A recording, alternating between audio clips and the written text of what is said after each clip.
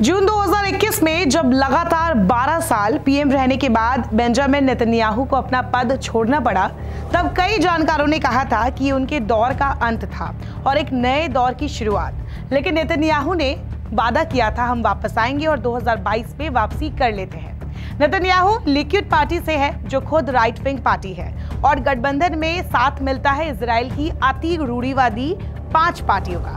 हालांकि एक धड़ा मानता है कि इजराइल के इतिहास का सबसे धार्मिक और कट्टरपंथी सरकार यही है। खैर, हमास और इजराइल के बीच युद्ध जारी है। इजराइल के प्रधानमंत्री बेंजामिन नेतन्याहू ने हमास को खत्म करने की घोषणा कर दी है। गाजा में रहने वाले 23 लाख लोगों की जान खतरे में है और ऐसे में इजरायली प्रधानमंत्री के बारे में जानना बनता तो है।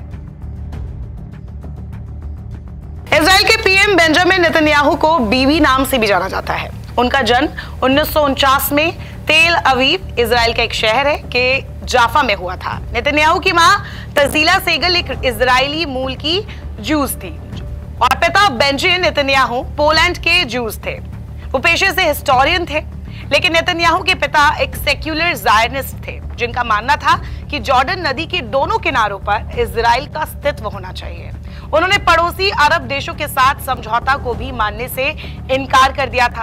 उनके पिता के बारे में कहा जाता है कि पहले वो बेंजामिन मेलेकोवस्की हुआ करते थे। पैलेस्टीन में बसने के बाद उन्होंने अपना सरनेम बदल लिया। इजराइल के प्रधानमंत्री के पुरखों की जड़ें स्पेन से भी जुड़ी बताई जाती है। साल 1963 में बेंजामिन नेतन्याहू का परिवार अमेरिका चला गया, क्योंकि उनके पिता को एक बढ़िया एकेडमिक पद मिल गया था। अमेरिका जाने से पहले बेंजामिन नेतन्याहू की शुरुआती पढ़ाई लिखाई यरूशलेम, इजराइल की राजधानी जो बताई जाती है, वो उसमें हुई थी। आगे की पढ़ाई उन्होंने अमेरिका में की। बेंजामिन नेतन्याहू जब 18 साल के थे, तब उनका परिवार इजराइल लौटा और वो 1967 में इजराइल की सेना में शामिल हो गए। इजराइल के तेल अवीव और अन्य शहरों में हजारों प्रदर्शनकारी कुछ महीने पहले इकट्ठा हो गए थे और उन्होंने प्रधानमंत्री बेंजामिन नेतन्याहू की ओर से न्यायपालिका में सुधार करने की योजना का विरोध करने का संकल्प लिया था। ये लोग मशालें भी जला रहे थे। ये सब हो रहा था बेंजामिन नेतन्याहू की सरकार के एक विवादित फैसले के चलते, जिसके तहत सरकार ने न्यायिक सुधार कहकर एक विवादित विधेयक को संसद में पास कर दिया। इसके कानून बनने से सुप्रीम कोर्ट की मौजूदा सरकार के फैसलों को पलटने की ताकत खत्म हो गई और इसी को लेकर देश में एक अलग विरोध प्रदर्शन देखा गया था। हालांकि अभी इजराइल युद्ध में है और सभी एकजुट है। जैसी परवरिश वैसी सोच। बेंजामिन के पिता को रेविशनिस्ट ज़ायनिज्म का चेहरा माना जाता है। 1930 के दशक में एक ऐसा आंदोलन था ये जो मेन स्ट्रीम ज़ायनिस्ट ऑर्गेनाइजेशंस की आलोचना करता था खुलकर, और ग्रेटर इजराइल की वकालत। उनके ग्रेटर इजराइल में आज का जॉर्डन भी आता है। बेंजामिन की पार्टी लिक्विड भी इस आंदोलन से इंस्पायर बताई जाती है। इसीलिए कुछ विरोधी लोग मानते हैं कि यही सोच मौजूदा प्राइम मिनिस्टर की भी है। वो उन्हें इजराइल के इतिहास में सबसे कट्टरवादी सरकार मानते हैं। अब चलिए बेंजामिन का राजनीतिक इतिहास जान लेते हैं, क्योंकि राजनीति से पहले वो आर्मी में थे और 1973 में अरब के साथ जंग भी लड़ चुके हैं। 1967 में नेतन्याहू इजरायली सेना में शामिल हुए और जल्दी एक एलीट कमांडो बन गए। उन्होंने 1973 के अरब इजराइल युद्ध के दौरान कैप्टन बनकर काम किया। 1982 में नेतन्याहू को डीसी के वॉशिंगटन एम्बेसी में इजरायली मिशन के लिए डिप्यूटी चीफ अपॉइंट किया गया। 1984 में उन्हें यूएन में इजराइल का राजदूत अपॉइंट किया गया। नेतन्याहू अंग्रेजी के अच्छे वक्ता है और इसकी मदद से वो जल्द ही अमेरिकी टेलीविजन पर जाना पहचाना चेहरा बन गए। वो अमेरिका में इजराइल का पक्ष प्रभावी तरीके से रखने के लिए जाने गए। 1988 में नेतन्याहू को तत्कालीन प्रधानमंत्री यित्ज़हाक शमीर की कैबिनेट में डिप्यूटी फॉरेन मिनिस्टर के रूप में अपॉइंट किया गया था। 1993 में दक्षिणपंथी लिक्विड पार्टी के अध्यक्ष पद हासिल कर नेतन्याहू ने 1992 में चुनाव में मिली हार के बाद पार्टी की राजनीतिक सत्ता में वापसी की योजना बनाई। बाद में नेतन्याहू ने एरियल शेरोन के हाथों लिक्विड नेतृत्व खो दिया और 2005 में शेरोन ने लिक्विड छोड़कर कदीमा बनाया, तो उसके बाद ये फिर से जो नेतृत्व थी वो नेतन्याहू के पास चली गई। उन्होंने 1996 से 1999 तक प्रधानमंत्री के रूप में काम किया और 2009 से 2021 तक रिकॉर्ड 12 साल का कार्यकाल रहा। वर्तमान समय की बात करें तो ये प्रधानमंत्री के रूप में उनका छठा कार्यकाल है। बताया जाता है कि सेना में रहते हुए बेंजामिन फिलिस्तीनी उग्रवादियों के एक हमले में घायल भी हुए थे। दरअसल 1972 में पैलेस्टीनियन एक्सट्रीमिस्ट ने बेल्जियम के विमान को इजराइल में लैंड होने पर हाईजैक कर लिया था। उसी दौरान नेतन्याहू घायल हुए थे। एक रिपोर्ट के मुताबिक नेतन्याहू के भाई जॉनथन 1976 में युगांडा में मारे गए थे। वो एक हाईजैक विमान से बंधकों को छुड़ाने के लिए गए थे और इस ऑपरेशन को लीड कर रहे थे। नेतन्याहू ने अपने भाई की याद में एक आतंकवाद विरोधी संस्थान की स्थापना भी की थी। नेतन्याहू पर धोखाधड़ी और करप्शन का भी आरोप लगा है। उन पर आरोप है कि उन्होंने अपने करोड़पति दोस्तों से महंगे गिफ्ट्स लिए और इसके बदले उन्हें फायदा पहुंचाया।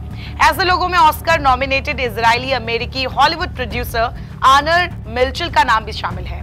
आरोप है कि साल 2009 में मिल्चल ने नेतन्याहू को करीब $1 लाख के गिफ्ट्स दिए थे, जिसमें महंगी शराब और सिगार शामिल थे। इसके बदले प्रधानमंत्री ने उन्हें अमेरिकी वीजा दिलाने में मदद की थी। साल 2019 में नेतन्याहू को पॉजिटिव कवरेज के बदले मीडिया टाइकून को फायदा पहुंचाने का आरोप लगाया गया था। नेतन्याहू ने इजराइल के अखबार येदिएट एहरोनात से अपने पक्ष में खबर चलवाई थी। हालांकि नेतन्याहू ने किसी भी गलत काम में अपनी भागीदारी से इनकार कर दिया। 2019 में दोषी ठहराए जाने के बाद उन्हें अपनी पीएम की कुर्सी छोड़नी पड़ी। मार्च 2021 के संसदीय चुनाव में भी उन्हें हार का सामना करना पड़ा, लेकिन 2022 में उन्होंने सत्ता में वापसी कर ली। नेतन्याहू की सरकार पर जो सबसे बड़ा आरोप है वो ये है कि उनके लिक्विड पार्टी में जो गठबंधन साथी है उनका इतिहास बड़ा अनडाइजेस्टिव है। उनकी सोच ऐसी है कि पूरा पैलेस्टीन हड़प ले। 6 पार्टियां हैं गठबंधन में, इन्हें अल्ट्रा ऑर्थोडॉक्स कहा जाता है। इनमें Shas, United Torah Judaism, the far right Otzma Yehudit, Religious Zionist Party और नॉम। इन पार्टियों ने सरकार बनाते वक्त जो समझौता किया वो विवादित है। उसमें जो एजेंडा थे या है वो पैलेस्टीन के खिलाफ बताए जाते हैं। यह एग्रीमेंट सुझाव देता है कि नेतन्याहू की सरकार कट्टरपंथी दक्षिणपंथी नीतियों को आगे बढ़ाएगी। कब्जे वाले वेस्ट बैंक और ईस्ट जेरूशलम में अवैध जूस बस्तियों का विस्तार करने की कोशिश करेगी। संसद को अधिक शक्तियां सौंपकर न्यायिक प्रणाली का पुनर्निर्माण करेगी। अदालतों पर और बुनियादी कानून में संशोधन करके चरमपंथी विचार वाले लोगों के लिए चुनाव लड़ने की बाधाएं दूर की जाएगी और ये काम हुआ भी।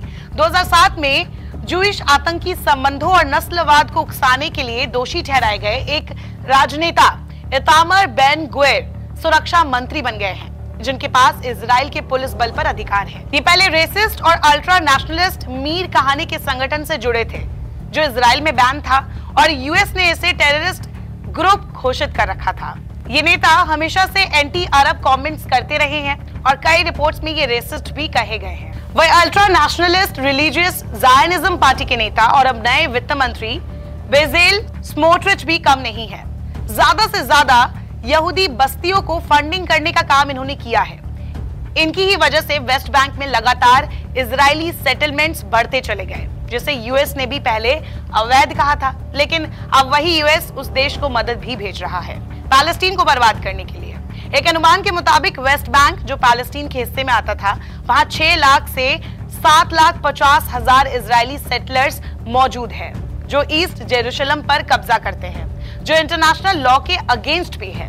इतना ही नहीं, नेतन्याहू के गठबंधन के कुछ सदस्य अपने एलजीबीटी विरोधी पदों के लिए भी जाने जाते रहे। कई इंटरनेशनल रिपोर्ट्स में इनके आर्टिकल्स आपको देखने को मिलेंगे।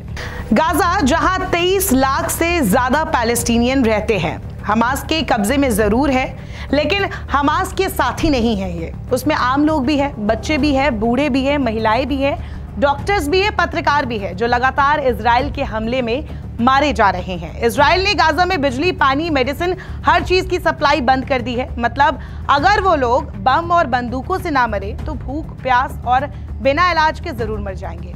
इस सोच को जहां कुछ लोग समर्थन दे भी रहे हैं, तो वही कुछ लोग इसके विरोध में भी है, क्योंकि ये ह्यूमन राइट्स का वायलेशन है। और सबसे हैरानी की बात यह है कि यूएस इजराइल को ऐसा करने के लिए रोक नहीं रहा है, उल्टा उसे मदद पहुंचा रहा है।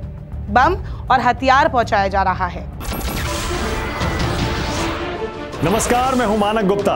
अगर आपको हमारा ये वीडियो पसंद आया हो तो इसे लाइक और शेयर जरूर करें, और हाँ, हमें सब्सक्राइब और फॉलो करना ना भूलें, ताकि आप देश और दुनिया की कोई खबर मिस ना करें।